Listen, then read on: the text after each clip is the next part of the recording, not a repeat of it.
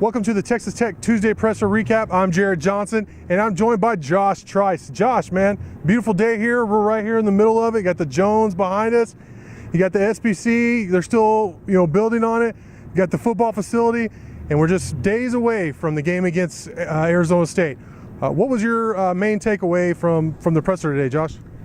For me, I think my main takeaway was this Tech team, they really don't want to count out Arizona State. I mean, Arizona State has been struggling the last 2 weeks. I really think Tech has a great opportunity to prove their worth this week and just prove that they're a legit team this year, that the defense is actually here, and I think they're ready to go.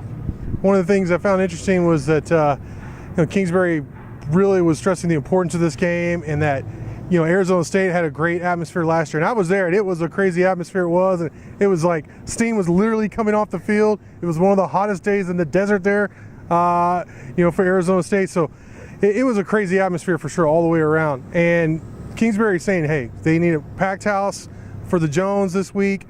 He's hoping Tech can replicate that with the night game. What do you think? What kind of crowd are you expecting? It's going to be pretty rowdy. I think it's going to be an extremely rowdy game. Everybody's going to show up. It's going to be nice and cool. It's going to be a 7 o'clock kickoff. I'm going to be there. It's going to be wild. I'm expecting it to be a fun one. Got some injury updates, or at least running back updates. I asked Kingsbury about Nisby. He had a sprained toe. You can kind of see in the replay, or if you're at the game or watching the game live, you can see him kind of hobble off to the sideline. He had good runs, but he kind of would limp to the sideline. Came out, he had that sprained toe. Kingsbury said he had some rest and that he expects him, to be full go, to be 100% for Saturday. How many carries, Josh, do you see Nisby getting? He had 6. He made such a big impact with 6 in the opener. How many do you think he gets this week? I really think they're going to try to feed him. I think they're going to try to give Arizona State a taste of their own medicine from last year. I think Nisby will probably say 15 carries. Somewhere around 15 would probably be where I'd bet. That would be pretty sweet, actually. Speaking of their own medicine from last year, I did ask Kingsbury about, preparing for that Sparky formation, which is Arizona State's version of the Wildcat.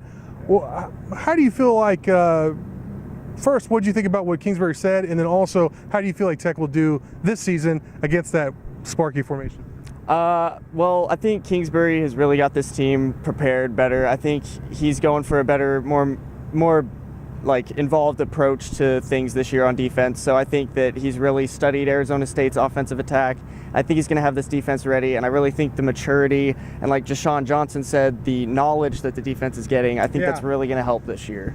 Yeah, they were really green at linebacker, and especially they were coming off, Stephen F. Austin win.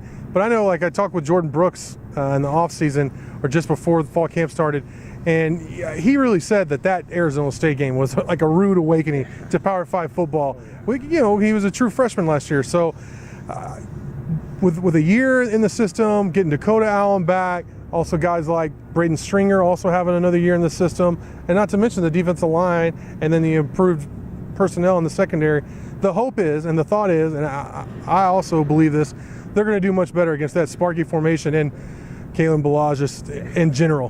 He's not going to have a Heisman type night. That's what I expect. If he does, then it'll be everybody be wigging out again for sure. Shimanek also spoke. He was normal Shimanek, very straight to the point. But he stressed again getting off to a fast start.